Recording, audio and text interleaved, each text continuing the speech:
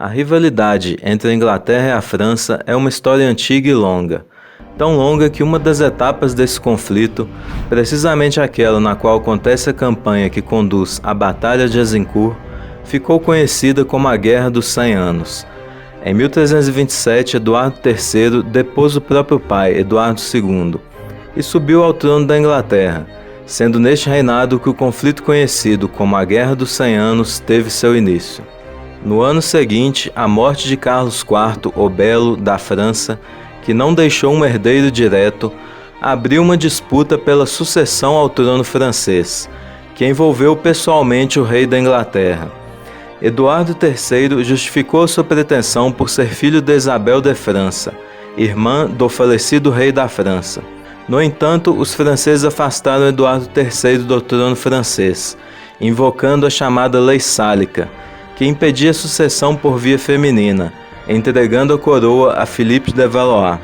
Iniciava-se a dinastia dos Valois em França, e ao mesmo tempo incendiava-se novamente a contenda entre os dois reinos, quando Eduardo III se recusou a prestar homenagem ao novo monarca francês. Eduardo III desembarcou nas costas da Normandia para uma campanha militar vitoriosa, com destaque para a brilhante vitória em 1346, na Batalha de Crécy. Eduardo III obteve importantes ganhos territoriais, que correspondiam a cerca de 1/3 do território francês. Os tempos que se seguiram não foram, ao contrário do que se esperaria, de hegemonia inglesa. Se a França vivia já uma grave crise econômica, também a Inglaterra vivia uma crise econômica e demográfica. Não podemos esquecer que estamos já na segunda metade do século XIV e a peste negra tinha atingido a Europa. Henrique V entra para a história no imaginário popular como príncipe rebelde, malquisto por muitos nobres e clérigos, uma espécie de playboy da época, que não saía das tavernas, mas que, após a morte do pai, meio que de forma milagrosa assume a postura do monarca líder, que guia o seu povo em seu momento de maior crise. A visão negativa das qualidades e da prestação do príncipe perdurou no tempo, sendo credível que pudesse estar na origem da lenda de uma juventude rebelde que Shakespeare retratou na peça Henrique IV. Em 1413, ao subir ao trono inglês, Henrique V tinha pela frente importantes desafios. O desafio interno de garantir a paz em uma Inglaterra conturbada. Era fundamental ajuntar em torno da figura do novo monarca o apoio dos grandes do reino, que partilhavam o mesmo desejo de estabilidade governativa. A solução para esses problemas foi preparar a guerra com a França. O momento para uma invasão parecia o mais propício, sobretudo devido à divisão interna na França. E a Inglaterra poderia solucionar um seu antigo problema, a pirataria francesa. Com o patrocínio do rei francês, a pirataria fustigava a navegação inglesa e as suas comunidades marítimas. Muitos destes ataques partiam de bases na França, com destaque para Harfleur, o que explica a escolha desse lugar como alvo militar na expedição de 1415. O historiador Matthew Bennett descreve Henrique V como possuidor de coragem física e moral. A coragem que Bennett confere ao novo rei inglês não pode ser contestada. O seu plano para atacar a França tinha tanto de ousado como de arriscado. Se uma vitória poderia trazer os benefícios mencionados, uma derrota poderia levar Henrique a perder não só o trono como a própria vida. A capacidade para cativar demonstrada por Henrique V permitiu que se rodeasse de homens extremamente competentes e da sua confiança, capazes de auxiliar na prestação da operação militar que pretendia pôr em marcha. O número de homens que embarcaram de Southampton em direção à França não é, como acontece na maioria dos casos de hostes medievais, possível de determinar com rigor. As fontes escritas da época referem-se a 9.000 homens, a maior parte arqueiros. O Delfim da França, dada a doença do pai, foi nomeado capitão-general de todas as fronteiras, um sinal revelador da dificuldade dos franceses em prever o local que seria alvo do ataque inglês. Mas Henrique V e os seus conselheiros mais próximos conseguiram guardar o segredo. Como manobra de diversão, as forças inglesas de Calais realizaram neste período uma série de ataques para sul, atingindo a região de Boulogne-sur-Mer, dando a entender que o desembarque seria nesse local. Em suma, os franceses foram forçados a esperar que Henrique V desse o próximo passo. A armada inglesa levantou âncora de Southampton e ancorou a menos de 5 km de Harfleur. Tomada essa cidade, depois de um cerco que trouxe baixas ao exército inglês, resolveram partir. Seguiram ao longo da linha costeira na direção de Calais. A realidade mostrou-se mais dura do que o planejado. A marcha durou 22 dias e a distância percorrida foi superior a 400 km. Um dia antes da partida de Henrique V na direção de Calais, Carlos VI reuniu-se com o filho em Vernon, e só quando ficou clara a rota que o monarca inglês tomou é que ambos avançaram até a cidade de Rouen. A marcha seguiu ao longo da costa normanda. Os ingleses capturaram um prisioneiro que os informou da presença de uma força de 6.000 homens em Abbeville. Para agravar a situação, não conseguiram cruzar o rio Somme no local previsto, pois estava bem vigiado por forças locais.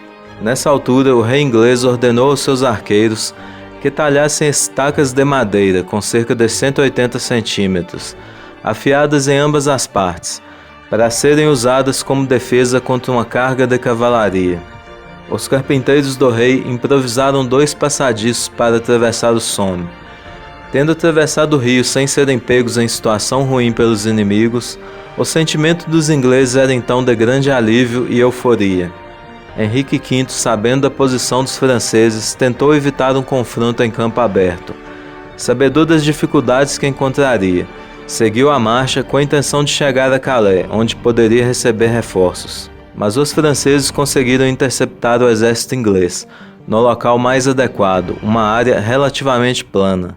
Esse local situava-se num ponto ao longo da estrada para Calais, próximo ao povoado de Azincourt.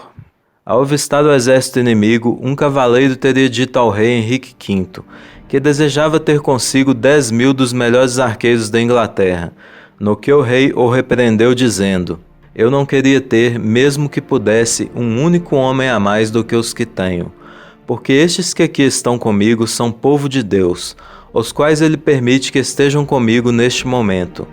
Não acreditas que o Todo-Poderoso, com estes escassos homens humildes, é capaz de derrotar a arrogância dos franceses, que se gabam do seu grande número e da sua força?"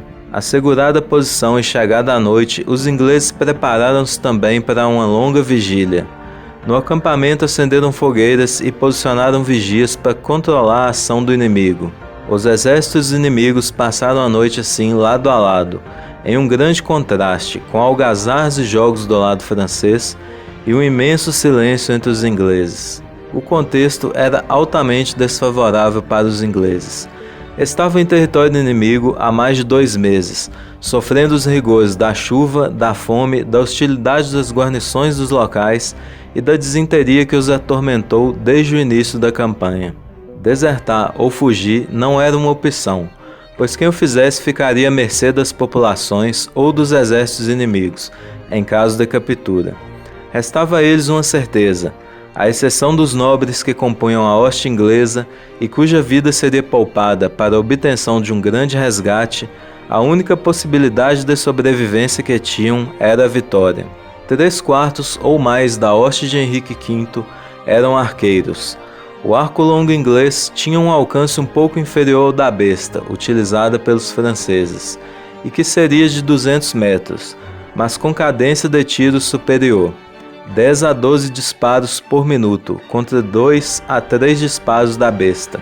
O arco era, sem dúvida, mais fácil de recarregar. O cronista Jim Bradbury diz que os arqueiros eram sempre colocados nos flancos dos homens de armas, embora muitas vezes inclinados para a frente, de modo a permitir o fogo convergente sobre o inimigo que se aproximava.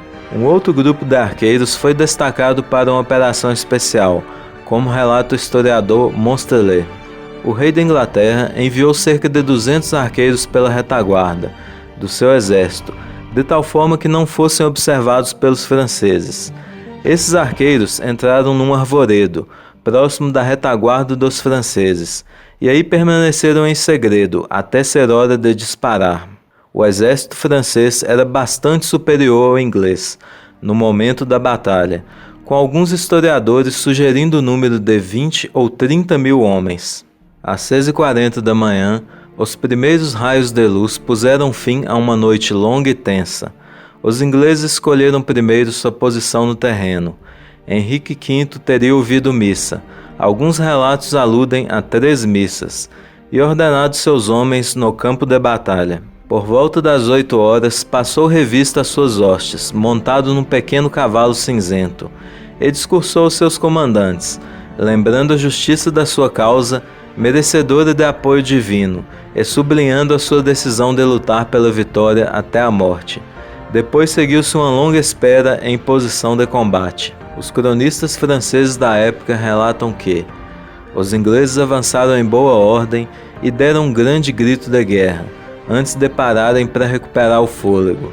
Então os arqueiros que estavam ocultos no arvoredo também deram um grande brado e dispararam com grande vigor sobre os franceses. Esta ação dos arqueiros foi o elemento surpresa que forçou os franceses a reagir e adiantarem-se no terreno. Os ingleses continuaram a avançar mais alguns metros, de modo que seus arqueiros começassem a ter os inimigos ao alcance, e os pudessem começar a atingir com grande intensidade. Os homens de armas que resistiram aos disparos e prosseguiram sua marcha, acabaram por chocar contra a barreira de estacas. Outros retiraram de forma desordenada, continuando a ser atingidos pelos disparos dos arqueiros e indo embater na gigantesca vanguarda francesa.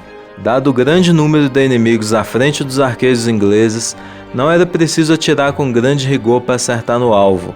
O disparar contínuo de setas, tão denso como um dilúvio, obscureceu o céu e feriu um grande número de seus oponentes, escreveu um cronista. Cada arqueiro, bem treinado, poderia lançar 10 a 12 setas por minuto.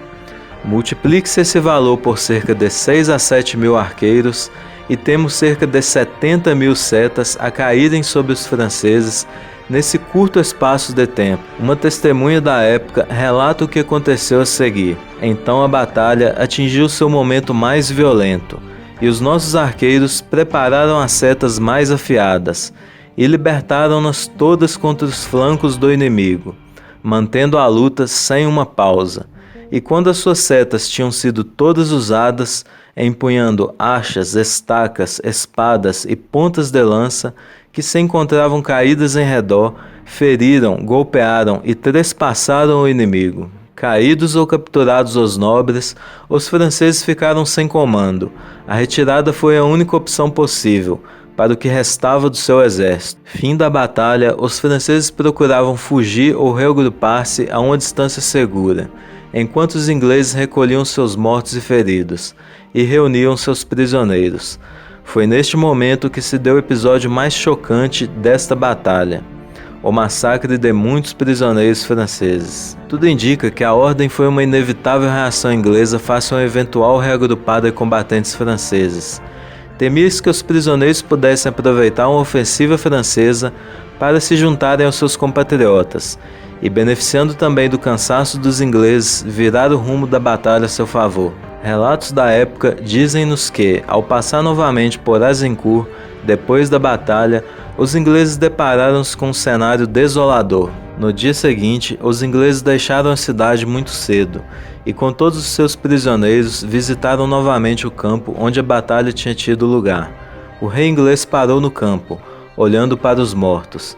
Era motivo de piedade ver os grandes nobres franceses, porque estes estavam completamente nus como recém-nascidos, pois durante a noite tinham sido despojados, quer pelos ingleses, quer pelos camponeses das redondezas. Antes de Henrique V chegar a Londres, já a notícia da sua vitória se tinha feito ouvir na cidade, tendo sido discutida na sessão do parlamento de 4 de novembro, que pareceu favorável à ideia de continuar a apoiar o esforço militar do seu monarca na França. A memória da Batalha de Azincourt perdurou no imaginário inglês, como uma manifestação de resiliência e de coragem dos combatentes ingleses, que foi recuperado desde então, quando necessário em tempos de crise e de conflito. Durante a Grande Guerra, circularam histórias relatando a presença de arqueiros fantasmas de Azincourt, surgidos para apoiar os soldados ingleses nas trincheiras da Bélgica. Compreende-se este retorno cíclico de Azincourt e dos seus heróis, quer para os combatentes das trincheiras, quer para os que desembarcaram na Normandia no dia D, seria reconfortante a visita do espírito de Henrique V. Por esse vídeo é isso, não esqueça de deixar o like e se inscrever no canal para mais vídeos como esse. Fiquem todos com Deus e até a próxima.